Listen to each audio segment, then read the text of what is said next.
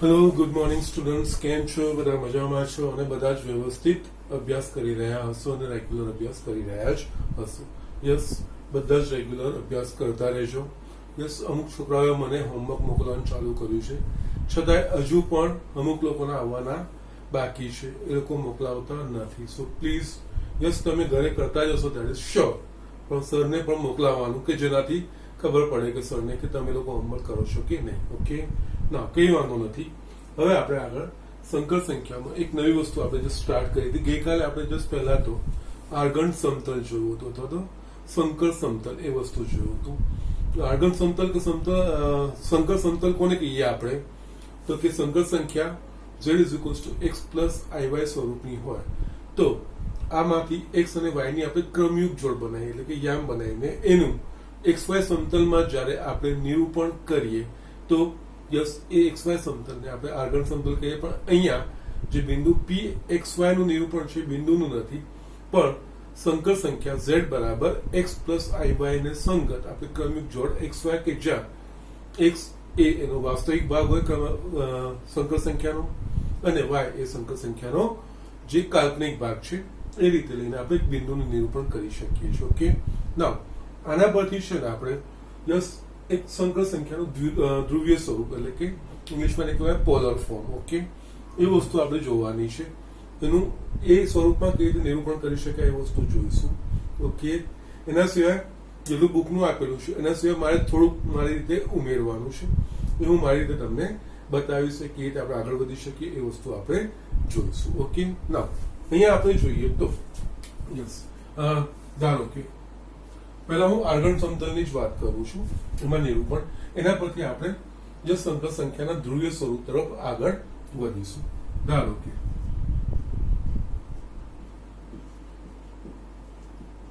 સંકર સંખ્યા z is equals to x plus iy. Okay, now z is equals to x plus iy એને આપણે yes argon સમતલમાં એક બિંદુ p xy વડે નિરૂપિત કરી શકીએ છીએ, જે આપણે છેલ્લા લેક્ચરમાં જોયું હતું. એટલે એમાં શું થાય, યસ, પછી એમાં x અક્ષને આપણે વાસ્તવિક અક્ષ કહીશું અને y અક્ષને આપણે કાલ્પનિક અક્ષ કહીશું. 0 x, એકચ્યુઅલી આને આપણે યસ અહીંયા x નહીં લખીશું, r e, વાસ્તવિક જેને ઇંગ્લિશમાં રિયલ કહેવાય, એટલે આને આરી અને અહીંયા આને ઇમેજનરી, એવી રીતે આપણે હવે દર્શાવીશું કે આ આર્ગન સમતલ થઈ ગયું. x અક્ષે વાસ્તવિક અક્ષ અને આ કાલ્પનિક અક્ષ. કે એ રીતે આપણે દર્શાવી. આ સંકર સંખ્યા x પ્લસ iy ને અનુરૂપ આપણે કોઈક બિંદુ અહીંયા p દર્શાવી શકીએ. ઓકે, આનો વાસ્તવિક ભાગ અને કાલ્પનિક ભાગ.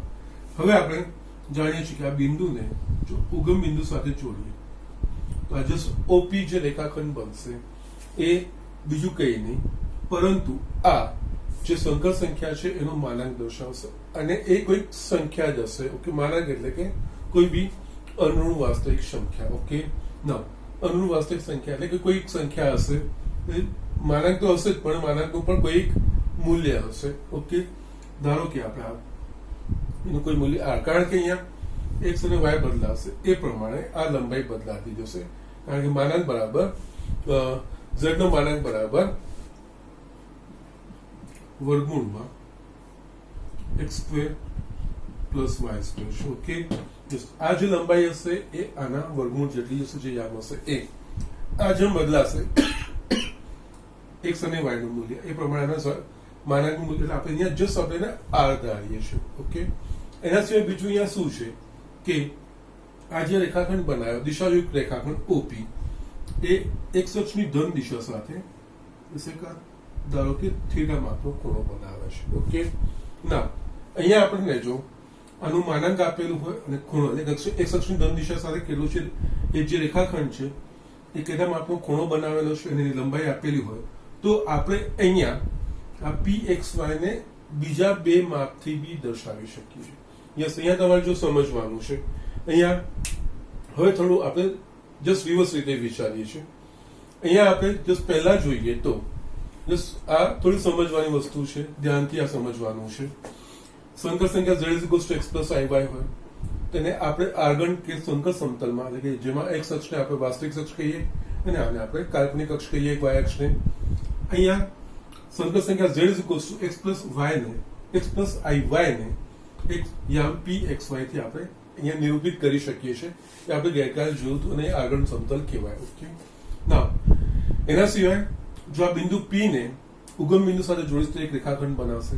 એ રેખાખંડની લંબાઈ આપણને મળશે. એ રેખાખંડની લંબાઈ એ આ જે સંકર સંખ્યાને આપણે નિરૂપિત કર્યું છે એને અનુરૂપ યામ પ્રમાણે એના માનાંકના મૂલ્ય જેટલું હશે.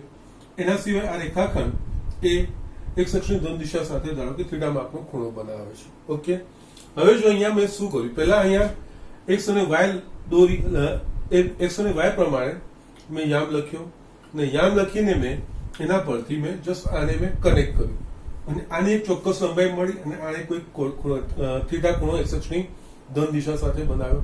હવે જો આપણે એનાથી ઉલટું વિચારીએ, જો આપણને આ લંબાઈ r આપી દીધી હોય અને આપણને જો ખૂણો થીટા એટલે કે x અક્ષની ધન દિશા સાથે ચોક્કસ માપનો ખૂણો એ આપેલું હોય તો એનાથી બિંદુ p ને પાછું આપણે એ જ રીતે નિરૂપિત કરી શકીશું કે નહીં. એટલે એમાં શું છે કે x અક્ષની ધન દિશા સાથે થીટા માપનો ખૂણા બનાવતો રેખાખંડ દોરવાનો. એ રેખાખંડ પર આ લંબાઈનો ચાપ દોરી તો જે બનશે એ બિંદુ p ના યામ x અને y પાછા આપણે મેળવી શકીએ. આ રિવર્સ પ્રોસેસ આપણે વિચારીએ તો યસ અહીંયા pxy મેળવવા માટે જો મને ફક્ત r અને થીટા આ બે વસ્તુના મૂલ્ય એટલે કે આની લંબાઈ અને આ રેખાખંડે x અક્ષની ધન દિશા સાથે જે માપનો ખૂણો બનાવેલો હોય એ જો આપી દીધું હોય તો એનાથી આ બિંદુના યામને હું પાછા નિરૂપિત કરી શકીશું. એટલે કે એનો અર્થ pxy ને આપણે એક અનન્ય r થીટા ક્રમયુક્ત જોડથી દર્શાવી શકીએ છીએ, જ્યાં r એ બિંદુને ઉગમ બિંદુ સાથે જોડી એ રેખાખંડની લંબાઈ અને થીટા એ રેખાખંડે x અક્ષની ધન દિશા સાથે બનાવેલો માપનો ખૂણો. યસ, અહીંયા આપણે હવે બીજા સ્વરૂપમાં જઈ રહ્યા છીએ, ધ્રુવીય સ્વરૂપમાં. હવે x અને y પરથી યસ એટલે કે a પ્લસ ib સ્વરૂપ પરથી હવે બીજા બે માપો મેં લીધા છે, એક લંબાઈ r અને થીટા. એટલે જસ્ટ r અને થીટા કેવી થાય તો pxy નું નિરૂપણ કર્યું, p ને મેં ઉગમ બિંદુ સાથે જોડ્યું, એની જે લંબાઈ આવી એ r આવી અને એને x અક્ષની ધન દિશા સાથે ચોક્કસ માપનો ખૂણો થીટા બનાવ્યો. હવે હું શું કરું છું, જસ્ટ આ xy ને ભૂલી જાઉં છું. હવે જો મારે આ વસ્તુ બે મારા પાસે હોય, આ રેખાખંડની લંબાઈ OP r અને આ રેખાખંડે x અક્ષની ધન દિશા સાથે બનાવેલા માપનો ખૂણો, આ બે વસ્તુ હોય તો પણ હું pxy ને હું નિરૂપિત કરી શકું છું કે એને દર્શાવી શકું છું.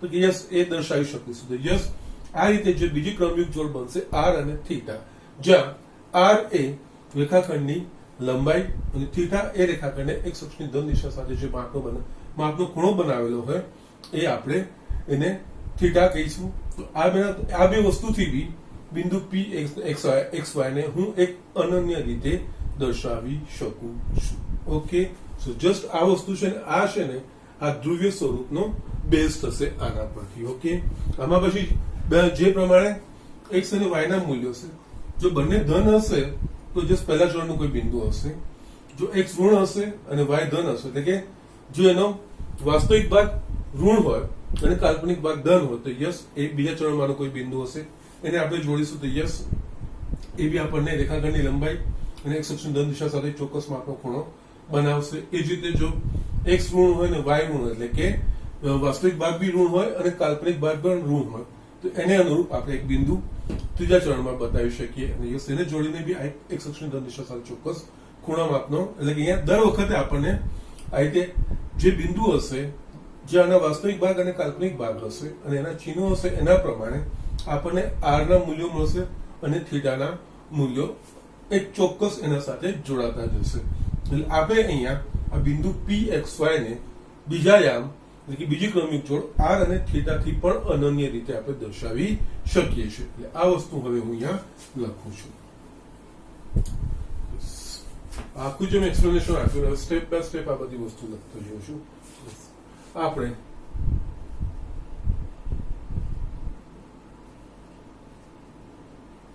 જાણીએ છીએ કે સંકર સંખ્યા z બરાબર x પ્લસ iy ને આગળ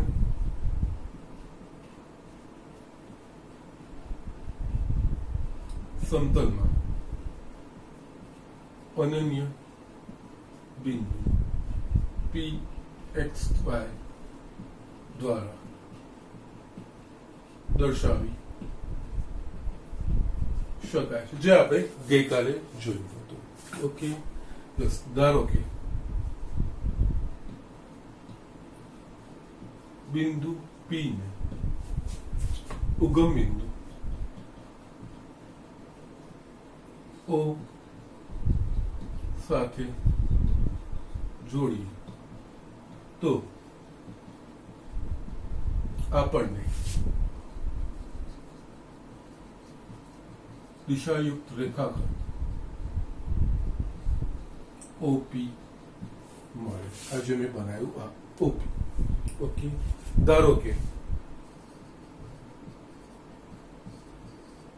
OP ની લંબાઈ આ છે. એકચ્યુઅલી એના માનાંકના મૂલ્ય જેટલી જ હોય, પણ આપણે જસ્ટ કારણ કે જે પ્રમાણે x અને y બદલાશે એ પ્રમાણે આપણે એના માનાંકનું મૂલ્ય પણ બદલાશે, એટલે એના માટે આપણે કોઈ r મૂલ્યમાં લઈએ છીએ. ધારો કે OP ની લંબાઈ r છે તથા આ દિશાયુક્ત રેખાખંડ એક શખ્સની ધન દિશા સાથે થીટા માપનો ખૂણો બનાવે છે. એટલે આ વસ્તુ મેં જો જોડીશું એટલે આ બે વસ્તુ આપણને એક આના રીતે સાથે જોડાશે. માટે આપણે બિંદુ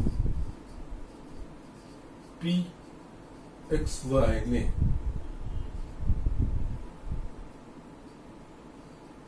બિંદુ R થીટા વડે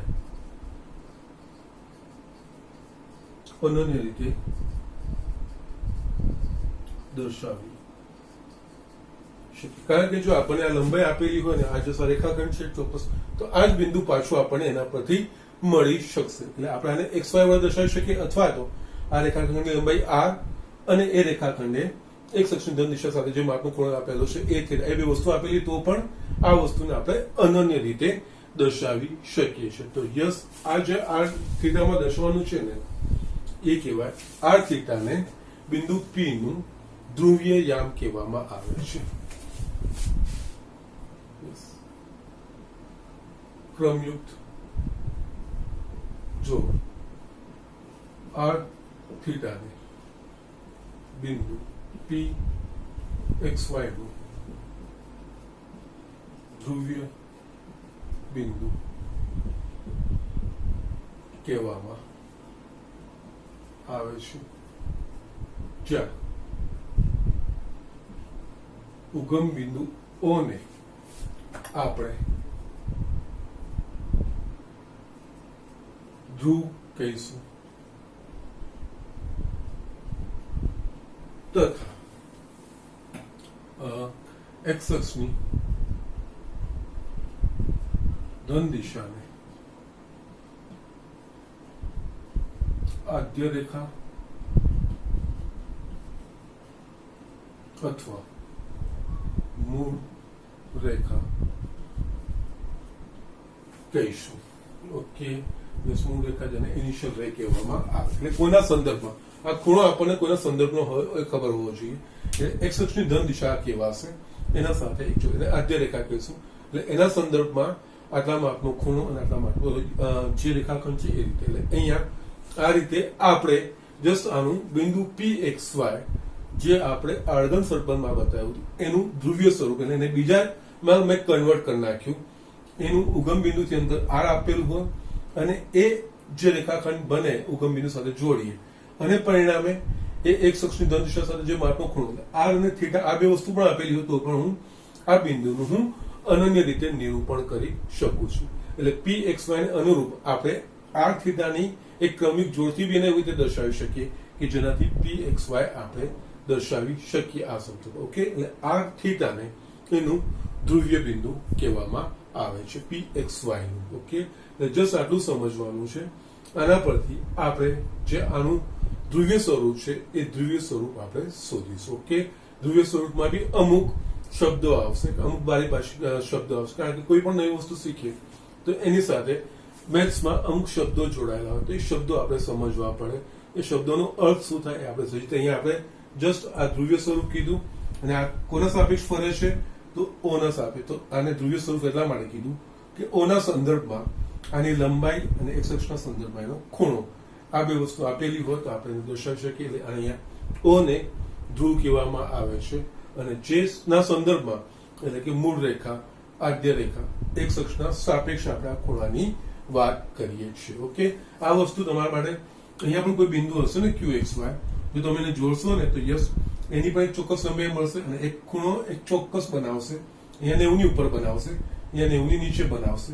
એ જ રીતે જો ત્રીજા ચરણમાં કોઈ એક બિંદુ નિરૂપણ થયેલું હોય, બંને ઋણ હોય તો એને આપણે જોડીએ તો એની બી એક આપણે કોઈ ચોક્કસ લંબાઈ મળશે અને એક ચોક્કસ માપનો ખૂણો એક્સ અક્ષની ધન દિશા સાથે 180 થી મોટો ખૂણો હશે એ બનાવેલો હશે. એટલે થીટા એ પ્રમાણે મોટો આપણને મળે આડું મૂલ્ય. એ પ્રમાણે આપણે આ બિંદુ pxy ને બીજી ક્રમયુક્ત જોડો આર અને થીટાથી પણ દર્શાવી શકાય. આ આર થીટાની જે ક્રમયુક્ત જોડ છે એને બિંદુ pxy નું ધ્રુવીય બિંદુ કહેવામાં આવે છે. આ ધ્રુવીય બિંદુ આપણે પહેલા સમજીએ અને આના પરથી આપણે સંકર સંખ્યાનું ધ્રુવીય સ્વરૂપ મેળવીશું. ઓકે, આ લખી લો અને આના પરથી આપણે સંકર સંખ્યાનું ધ્રુવીય સ્વરૂપ રિયલ ટર્મ્સમાં મેળવીએ.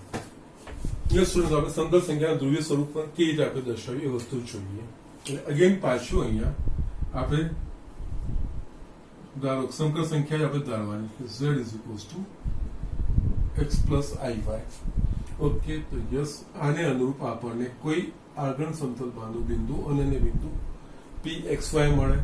યસ, હવે pxy ને પાછા આપણે r થીટાના સ્વરૂપમાં પણ લખી શકીએ. એ વસ્તુ હવે લખીશું. અહીંયા આપણે જોઈએ તો યસ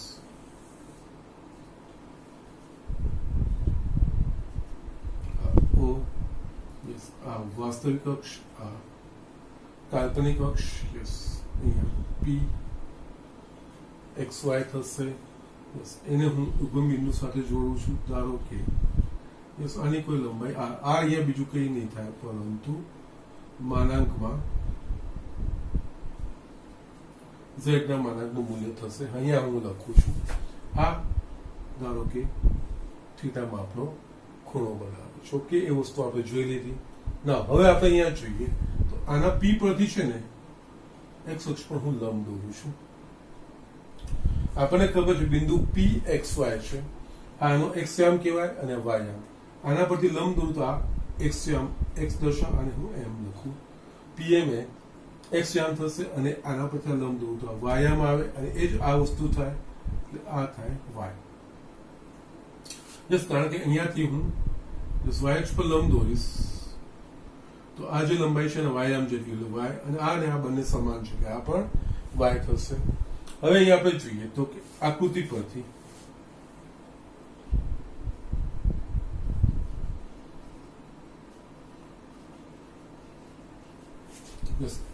આપણને કાટકોણ ત્રિકોણ OMP મળે છે. કાટકોણ ત્રિકોણ OMP માં યસ આ થીટા છે તો યસ આ થીટા આની સામેની બાજુ, આ ખૂણાની આ પાસેની બાજુ અને આ કાટકોણ ત્રિકોણનો કર્ણ કહેવાય. તો આના પરથી હું લખીશ તો cos થીટા. cos થીટા એટલે પાસેની બાજુ ભાગ્યા કર્ણ. અહીંયા પાસેની બાજુ કેટલી છે કે x અને કર્ણ બરાબર આપણને મળશે r તથા sin થીટા. sin થીટા એટલે સામેની બાજુ ભાગ્યા કર્ણ, સામેની બાજુ થશે y અને આ થશે કર્ણ r.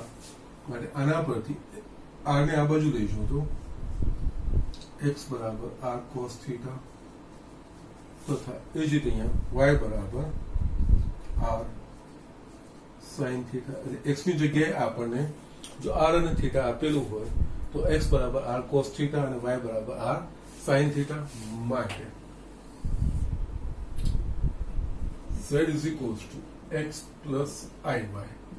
યસ, આ જે વસ્તુ છે એ યામ પ્રમાણે વસ્તુ હતી જ, પણ x બરાબર r અને થીટા આપેલું હતું. યસ, x બરાબર શું લખાય? r cos theta. આની જગ્યાએ x ની જગ્યાએ r cos theta plus y ની જગ્યાએ r sin થીટા. બંનેમાંથી r સામાન્ય નીકળશે એટલે કૌંસમાં લખાશે cos theta plus i sin theta. Yes, આ જે સ્વરૂપ આવ્યું એને કહેવાય સંકર સંખ્યા z બરાબર x પ્લસ આઈ વાય નું ધ્રુવીય સ્વરૂપ, જ્યાં x બરાબર r cos થીટા અને y બરાબર r sin થીટા. ઓકે, અહીંયા z બરાબર r cos theta plus i sin theta. Yes, સંકર સંખ્યા z બરાબર x પ્લસ i અથવા તો a પ્લસ i બી હોત. યસ, a બરાબર r cos થીટા અને b બરાબર r sin થીટા. કોઈ વાંધો નથી, અહીંયા કોઈ પણ સંકેત હોઈ શકે છે. સંકેત જેટલું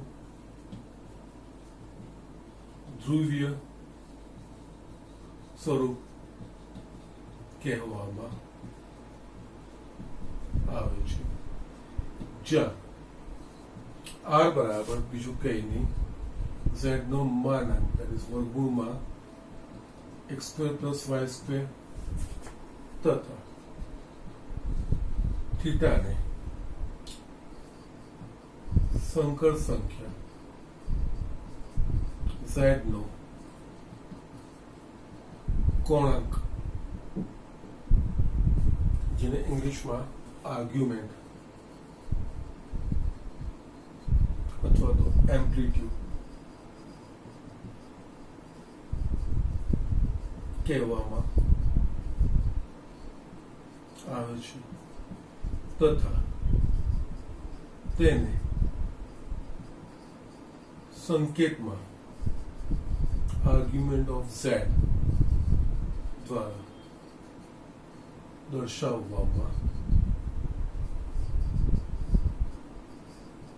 આવે છે. ઓકે, થીટાને એનો કહેવાય કોણાંક, જેને સંકેતમાં આર્ગ્યુમેન્ટ ઓફ z વડે આપણે દર્શાવીએ છીએ. કે એટલે કે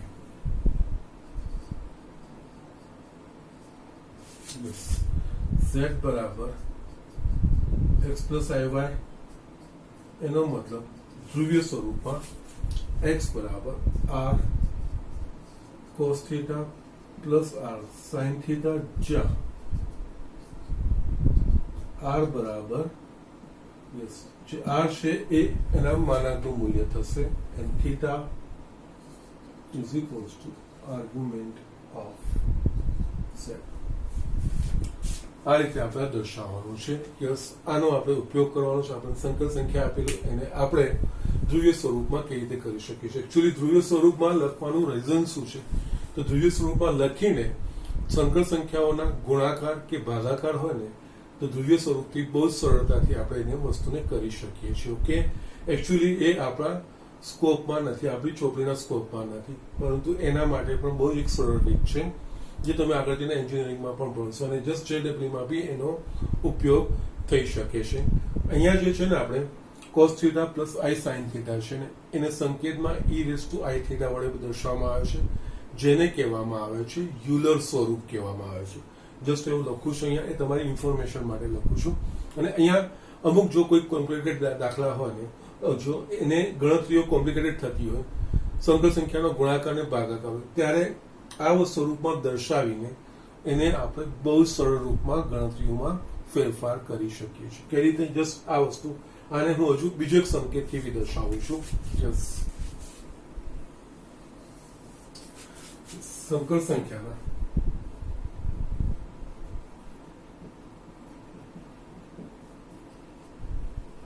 ધ્રુવીય સ્વરૂપને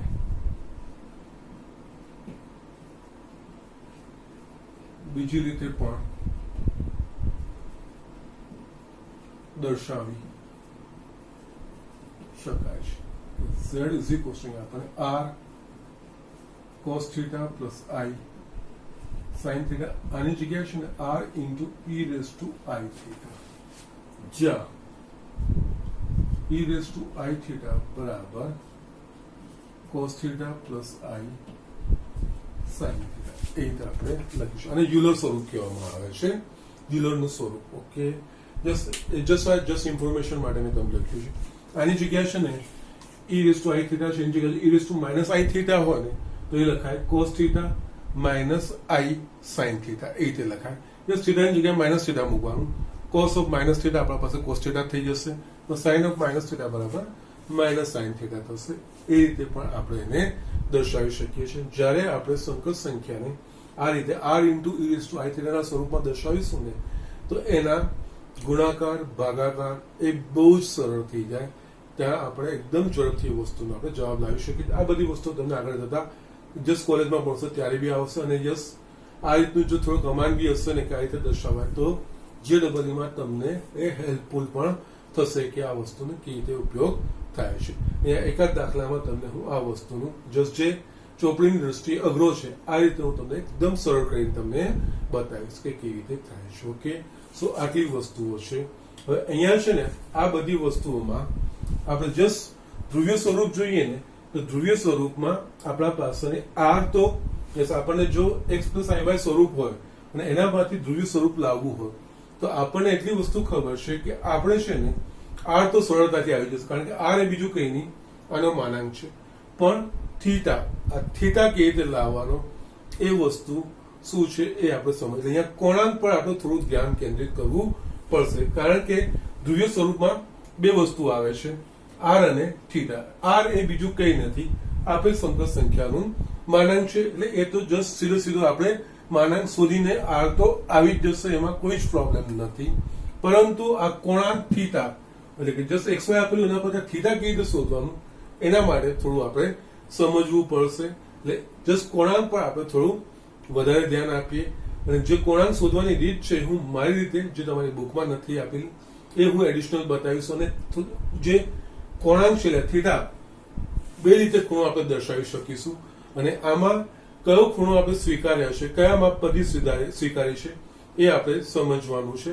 અને પછી જ આના પર આધારિત આપણે દાખલાઓ કરી શકીશું. એટલે હમણાં જસ્ટ તમારે આટલું ધ્યાન રાખવાનું છે.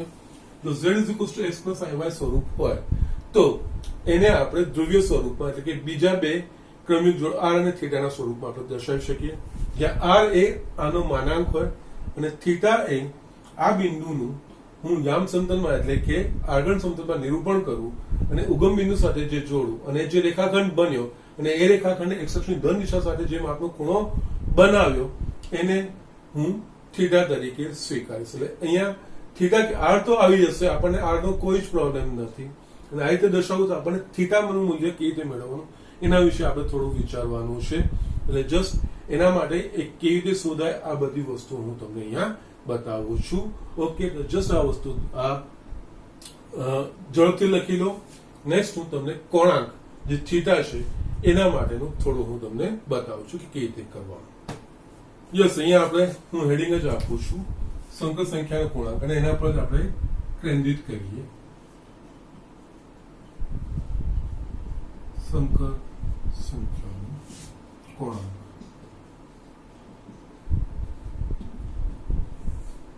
યસ, આપણને ખબર છે કે જે પ્રમાણે સંકર સંખ્યામાં જે પ્રમાણે વાસ્તવિક ભાગ ધન અને કાલ્પનિક ભાગ ધન કે ઋણ હોય એના પ્રમાણે આપણે એ બિંદુઓનું અલગ અલગ ચરણમાં આપણે નિરૂપણ કરી શકીએ છીએ.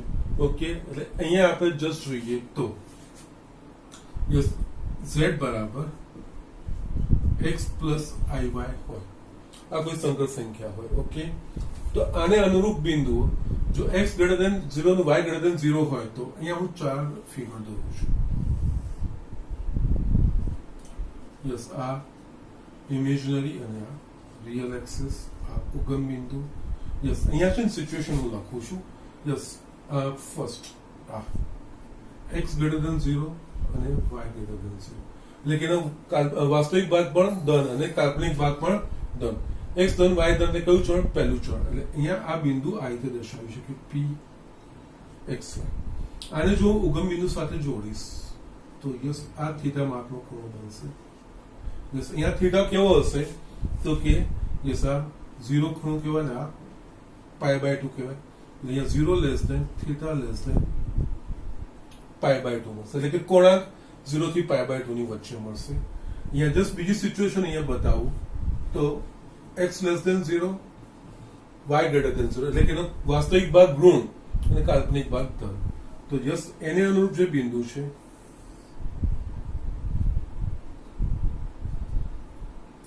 યસ અહીંયા આ O યસ x ઋણ એટલે આ બાજુ y ધન એટલે અહીંયા આને અનુરૂપ કોઈ બિંદુ મને મળશે એટલે એનું Q નામ આપી દઉં. અહીંયા આના સાથે જોડીશ. આ દિશાયુક્ત રેખાખંડ બન્યો.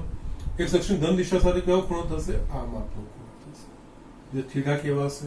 અહીંયા થીટાનું મૂલ્ય કેવું થશે તો કે π/2 કરતા આ 0 આ π/2 પાય 3π/2 2π આખું પૂર્ણ પરિભ્રમણ થાય. એટલે અહીંયા π/2 less than theta less than 3π એટલે કે કોણાંક અહીંયા જો x ધન અને y ધન હોય તો જે કોણાંક છે એ 0 થી π/2 ની વચ્ચે આવે. x ઋણ હોય અને y ધન હોય તો જે કોણાંક છે એ π/2 અને π/2 અને π ની વચ્ચે આવે બીજા ચરણમાં. યસ એ જ રીતે આપણે જોતા જઈએ તો કારણ કે પાછું મારે બીજી ફિગર બી દોરવાની છે પણ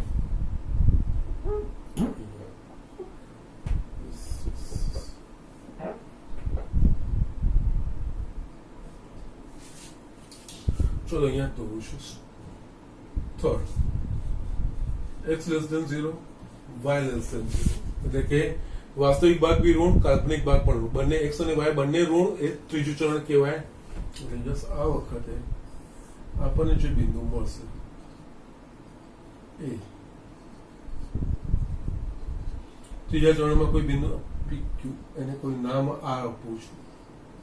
આને જોડીશ તો x અક્ષની ધન દિશા સાથે અહીંયા એક આ માપનો ખૂણો બનાવશે જશે એક થીટા કહેવાશે. એટલે આ કિસ્સામાં થીટાનું મૂલ્ય 0 π/2 π 3π/2 અને 2π. અહીંયા થીટાનું મૂલ્ય આવશે π less than theta less than 3π/2 જે π કરતા મોટું અને 3π/2 કરતા નાનું.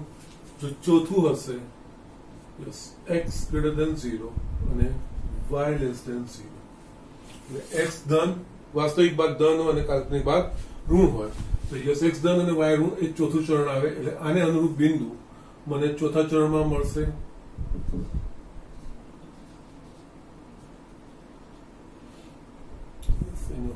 S કહું તો યસ આ પણ એક થીટા માપનો ખૂણો બનાવશે. યસ એટલે કે એનો કોણાંક કહેવાશે ઓકે આ 0 π/2 π 3π/2 ના 2π. આ કિસ્સામાં થીટાનું મૂલ્ય જે આવશે એ 3π/2 less than theta less than 2π. Yes આની વચ્ચે મને મળશે. એટલે કે યસ અહીંયા જે થીટાના જે મૂલ્યો છે એ 0 થી 2π ની વચ્ચે x અને y ના જે પ્રમાણે મૂલ્યો હશે x અને y ના જે પ્રમાણે ચિહ્નો હશે એટલે કે વાસ્તવિક ભાગ કોઈ પણ સંકર સંખ્યાની વાસ્તવિક ભાગ અને કાલ્પનિક ભાગના જે પ્રમાણે ચિહ્નો હશે એ પ્રમાણે આપણને કોણાંક એ 0 થી 2π ની વચ્ચે મળશે. આ બધામાં 0 less than equals to theta less than 2π. Yes આ જે ચારે ફિગર છે એ બધામાંથી ને વ્યાપક રીતે આપણે વિચારીએ તો એનો જે કોણાંક છે એ 0 less than equals to theta less than 2π થશે. ઓકે નાઉ અહીંયા શું છે કે જસ્ટ આ સિસ્ટમ એક્સેપ્ટ અહીંયા આ સિસ્ટમને સ્વીકારવામાં નથી આવી. 0 થી 2π ને એટલે કે આ આખું પરિભ્રમણ છે આપણે બીજા કોઈ અંતરાલથી બતાવી શકીએ કે નહીં તો કે યસ આપણે બીજા અંતરાલથી બી બતાવી શકીએ છીએ. કેવી રીતે હું તમને બતાવું છું. પછી આપણે જસ્ટ કોણાંક જે છે એ આપણે એના પરથી શોધવાનો છે. અહીંયા એ વસ્તુ સ્વીકારી. અહીંયા મેં તમને કીધેલું છે કોઈ પણ નવી વસ્તુ હોય તો એની સાથે જોડાયેલા અમુક ટર્મ્સ એની સાથે અમુક જોડાયેલા શબ્દો અને જે ફોલો આપણે કરવાનું હોય છે એ વસ્તુ આપણે સમજવાની હોય છે. અને પછી યસ આ કોણાંક તો કહેવાય જ 0 થી 2π ની વચ્ચેનો ખૂણો કોઈ બી થતો પણ અહીંયા આ સિસ્ટમ નથી સ્વીકારેલી. એને 0 થી 2π એટલે કે 0 થી 2π એટલે કે 4 ચરણો આવરી લેવાય છે ખૂણામાં. અહીંયા આના સિવાય 0 થી 2π ને બીજા કોઈ રીતે બી આપણે દર્શાવી શકીએ કે નહીં તો યસ હું તમને જસ્ટ એ બીજું બતાવું જસ્ટ કઈ રીતે. એટલે આ તો જસ્ટ જે આપણે સિમ્પલ વસ્તુ છે શું હોય તો આપણે આ વસ્તુ હોય પરંતુ અહીંયા કોણાંક માટે આ વસ્તુ નથી સ્વીકારી બીજી વસ્તુ સ્વીકારી છે એને હું તમને બતાવું. એના માટે છે ને પહેલા આ 0 થી 2π ને છે એ 0 થી 2π ને બીજા કોઈ અંતરાલથી આપણે દર્શાવી શકીએ કે નહીં એ વસ્તુ આપણે સમજીએ અને પછી કોણાંકને એ સિસ્ટમમાં કેવી રીતે દર્શાવી એ વસ્તુ તમને બતાવું છું. અહીંયા છે ને આપણે જસ્ટ આ વસ્તુ તો લીધી જ છે. યસ, આ આખું આપણે આ રીતે ગણેલા કાંટાની વિરુદ્ધ દિશામાં લઈએ. યસ, એટલે આ થઈ જશે આખું.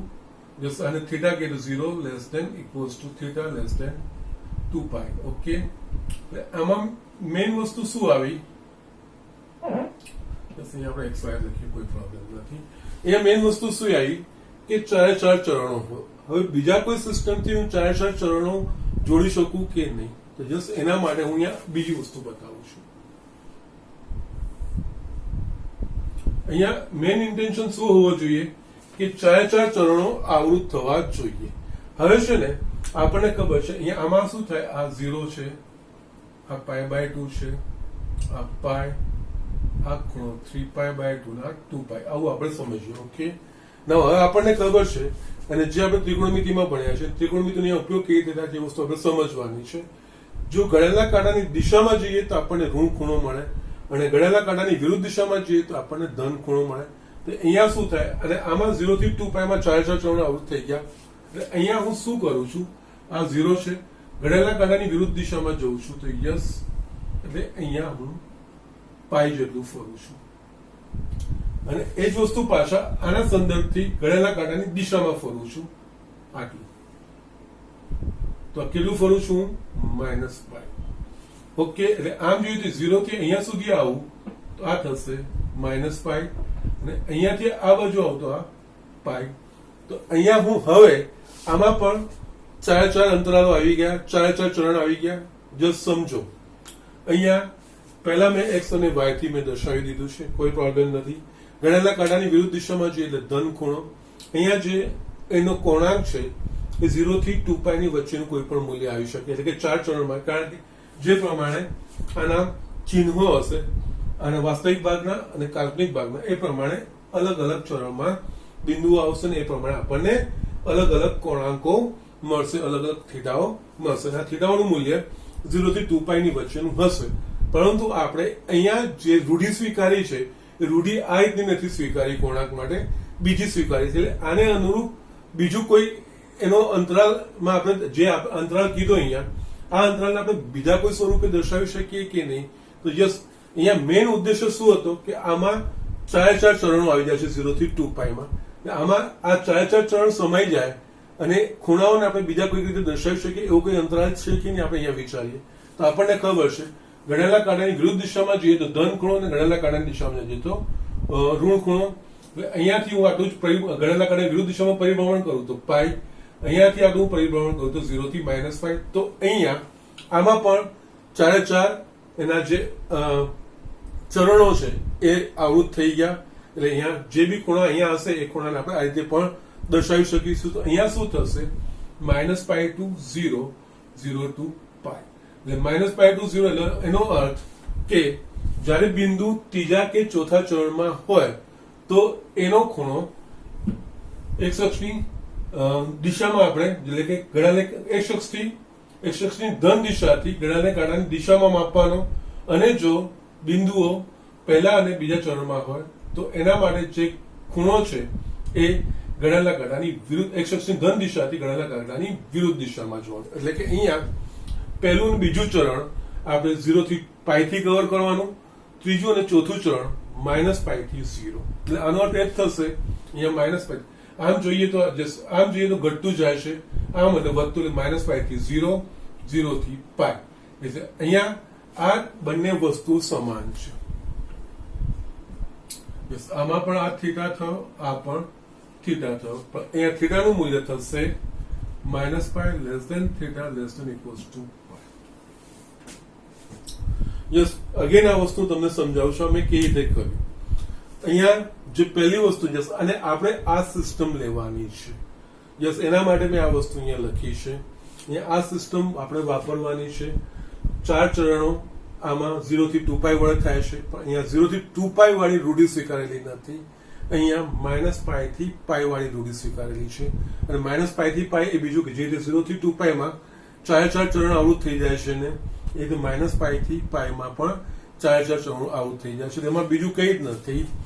આપણે એ વસ્તુ તો સમજીએ છીએ કે જેમ ઘડિયાળના કાંટાની દિશામાં જઈએ એમ મૂલ્ય વધતા જાય અને ઘડિયાળના કાંટાની દિશામાં જઈએ તો મૂલ્ય ખૂણાનું ઘટતું જાય. અહીંયા એક્સ અક્ષને આપણે સંદર્ભ તરીકે લઈએ છીએ, એક્સ અક્ષની ધન દિશાને આપણે સંદર્ભ તરીકે લઈએ છીએ. એટલે અહીંયા પહેલા ચરણને આપણે 0 થી પાઈમાં આવરી લીધું અને ત્રીજા અને ચોથા ચરણને 0 થી માઇનસ પાઈમાં. હવે આખું જોવા જોઈએ તો 0 થી માઇનસ પાઈ નાનું મૂલ્ય છે, પણ માઇનસ પાઈ થી 0 એ મોટું મૂલ્ય છે. એટલે minus pi to 0, 0 to pi. આવી રીતે અહીંયા માઇનસ પાઈ થી પાઈનું અંતરાલ આપણે સમજીએ ત્યારે માઇનસ પાઈ થી પાઈનું અંતરાલ સમજીએ એટલે માઇનસ પાઈ થી 0 અને 0 થી પાઈ એ ચારે ચાર આપણા પાસે ચરણ આવી ગયા. એમાં માઇનસ પાઈ ટુ 0 એ ત્રીજું ને ચોથું ચરણ, 0 થી પાઈ એ પહેલું અને બીજું ચરણ. એટલે આનો અર્થ જ્યારે કોણાંક દર્શાવવાનો હોય તો કોણાંકમાં આ સિસ્ટમ વાપરવાની. એનો અર્થ આ જે સંકર સંખ્યા હોય એ સંકર સંખ્યાને અનુરૂપ જો બિંદુ પહેલા અને બીજા ચરણમાં હોય તો એનો કોણાંક 0 થી પાઈની વચ્ચે આપણે દર્શાવવાનો. અને જો સંકર સંખ્યાનો કોણાંક ત્રીજા અને ચોથા ચરણમાં હોય તો એનો કોણાંક 0 થી માઇનસ પાઈની વચ્ચે દર્શાવવાનો. ઘડિયાળના કાંટાની દિશાથી એ રીતે આપણે આને દર્શાવવાનો એ વસ્તુ હોય છે. એટલે અહીંયા આ બે વસ્તુ હશે. આપણે અંતરાલ 0 less than equals to theta less than pi 2 pi લખીએ એ minus pi less than theta less than equals to pi. એ બંને વસ્તુઓ સમાન છે, બીજું કંઈ જ નથી. પણ અહીંયા ખૂણાને દર્શાવવાની રીત બદલાશે. અહીંયા ખૂણો 0 થી 2 પાઈની રીતે દર્શાવીશું, જ્યારે અહીંયા આ બાજુમાં 0 થી માઇનસ પાઈ વચ્ચેનો ખૂણો દર્શાવીશું, આ ભાગમાં 0 થી પાઈ વચ્ચેનો ખૂણો દર્શાવીશું. એ રીતે જસ્ટ પાઈ સુધીના ખૂણા સીમિત કરીશું, પણ પ્લસ ઓર માઇનસ એ વસ્તુ આપણે લઈશું. અને જસ્ટ હું તમને એક સિમ્પલ વસ્તુ બતાવું. આ બેનો તફાવત કેટલો છે? 2 પાઈ માઇનસ 0, 2 પાઈ થયો.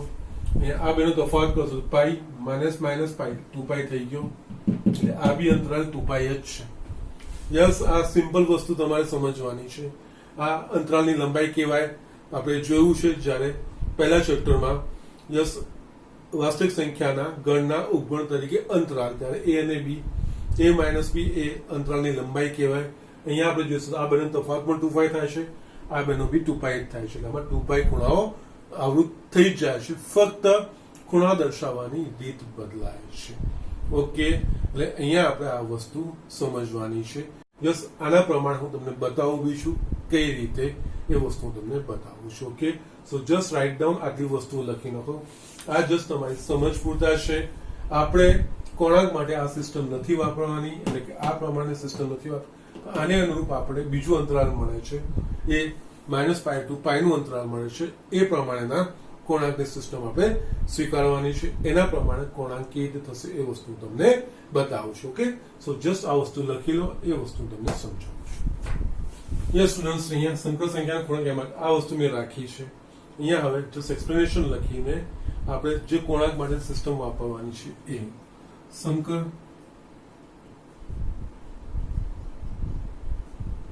સંખ્યાનો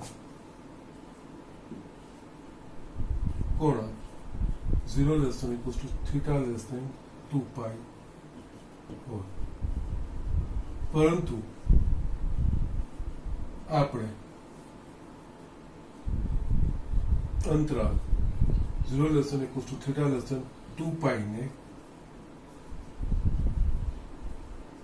બીજા અંતરાલ minus pi less than theta less than equals to pi દ્વારા પણ આના પછી આ વસ્તુ સ્ટેટમેન્ટ લખવાનું. આ બંને જોઈને પાઈ દ્વારા પણ દર્શાવી શકીએ.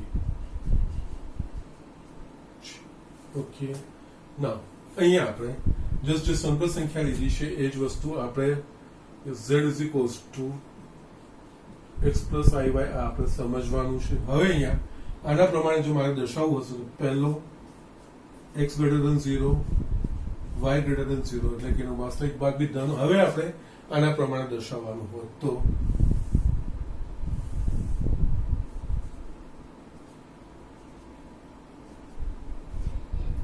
x y બંને ધન છે, એટલે પહેલું ચરણ પ્લસ p xy એ વખતે ખૂણો આપણે આ દર્શાવીશું થીટા.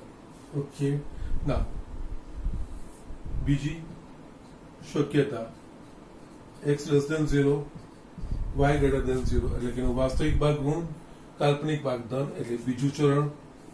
બીજા ચરણમાં અહીંયા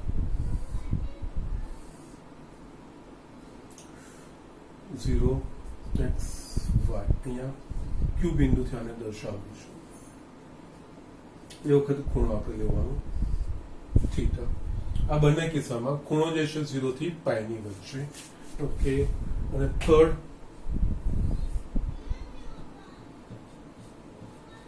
x less than 0, y less than 0 બંને ઋણ એટલે ત્રીજું ચરણ.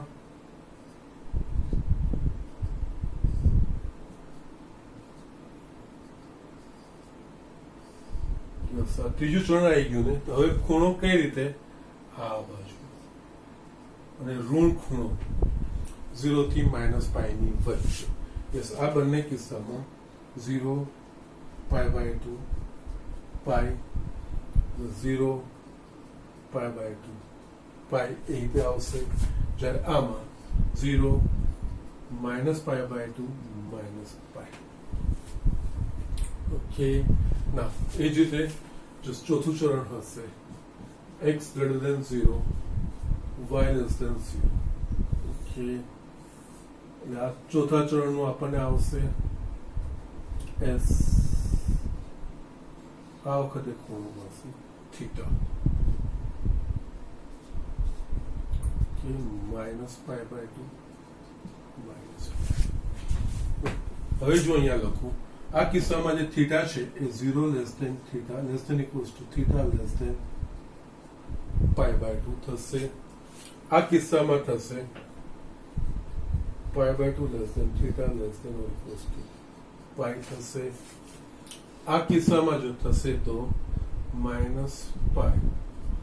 Less than theta less than -π/2. અને આ કિસ્સામાં થશે yes -π/2 less than theta less than 0, 0 થી -π ની π/2 ની વચ્ચે. આ ચાર છે, આ અંતરાલ કહેવાય. -π less than theta less than equals to π. Yes, જે બીજું સ્વરૂપ દર્શાવ્યું એમાં આ રીતે. જસ્ટ આ તમારે ધ્યાન રાખવાનું છે. આપણે આ મૂલ્યો લેવાના છે, અને જ્યારે કોણાંકનું થીટાનું મૂલ્ય -π થી π ની વચ્ચે લઈએ તો આ મૂલ્યને એ સંકર સંખ્યાનું મુખ્ય કોણાંક કહેવામાં આવે છે, પ્રિન્સિપલ આર્ગ્યુમેન્ટ. જો કોઈ પણ કોઈ જગ્યાએ દર્શાવેલું નથી તો આપણે આ મુખ્ય આર્ગ્યુમેન્ટ એટલે કે મુખ્ય કોણાંકના મૂલ્યો લેવાના હોય. એટલે કે અહીંયા જે x પ્લસ y છે બંને ધન હોય તો પ્રથમ ચરણનો ખૂણો x ઋણ હોય ને y ધન હોય તો બીજા ચરણનો ખૂણો, બંને ઋણ હોય તો ત્રીજા ચરણનો ખૂણો, એટલે 0 થી -π ની વચ્ચેનો, અને x ધન હોય ને y ઋણ હોય તો ચોથા 0 થી -π/2 ની વચ્ચેનો ખૂણો. એ રીતે આપણે સમજવાનું છે. એ મૂલ્ય કેવી રીતે શોધાશે એ વસ્તુ બી આપણે જોવાની છે. ઓકે, સો જસ્ટ પહેલા તો મારે તમને આ વસ્તુ ક્લિયર કરવાની હતી. આપણે સંકર સંખ્યાને r થીટા સ્વરૂપમાં તો સરળતાથી દર્શાવ, r cos theta plus i sin theta, પણ એમાં r તો એના જે સંકર સંખ્યાના માનાંકનું મૂલ્ય છે એ જ છે, એટલે એમાં કોઈ બહુ વાંધો નથી આવતો. પણ થીટા કોણાંકની દર્શાવવાની આપણે રીત અલગ સમજવાની છે. એટલા માટે અહીંયા મેં આ રીતે અલગ દર્શાવ્યું છે. અને આ રીતે આપણે -π થી π, 0 થી 2π અંતરાલ હોય કે -π થી π, આ બંને સમકક્ષ છે. બીજું કઈ જ નથી. મેં તમને કહી દીધું, બંને તફાવત લેશો તો અંતરાલની લંબાઈ 2π જ છે. એટલે કે આખા ચાર એના જે ચરણો છે એ આવૃત થઈ જાય છે. ખાલી અહીંયા ખૂણા દર્શાવવાની રીત બદલાશે. આમાં 0 થી π એટલે અહીંયા પહેલું ને બીજું અંતરાલ, પહેલું ને બીજું ચરણ 0 થી π વચ્ચે, ત્રીજું π થી 3π/2, ચોથું 3π/2 થી 2π. જ્યારે આમાં પહેલું 0 થી π/2, બીજું π/2 થી π, ત્રીજું -π થી -π/2, અને ચોથું -π/2 to 0. યસ, આ ખાલી દર્શાવવાની રીત બદલાઈ, બીજું કઈ જ નથી. અને એ આપણે એડોપ્ટ કરવાની છે, અને એના પ્રમાણેનો કોણાંક આપણે લખવાનો છે. ઓકે, ના જસ્ટ ઝડપથી જ લખી લો. યસ, આના જે ડિટેલમાં જે મારી બીજી વસ્તુ લખવાની છે એ વસ્તુ હું તમને સમજાવું છું. યસ સ્ટુડન્ટ્સ, અહીંયા આપણે સંકર સંખ્યાના કોણાંકમાં જે છેલ્લું સ્ટેટમેન્ટ લખવાનું છે, જો સંકર સંખ્યાનો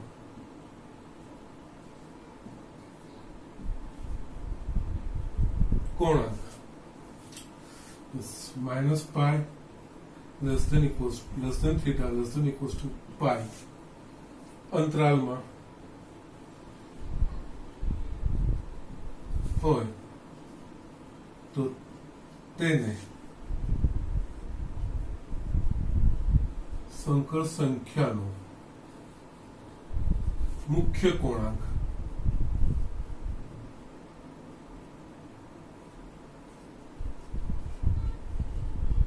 કહેવામાં આવે છે.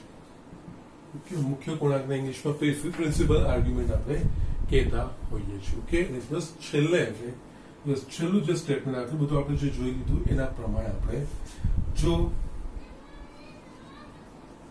z બરાબર x પ્લસ iy તો z નું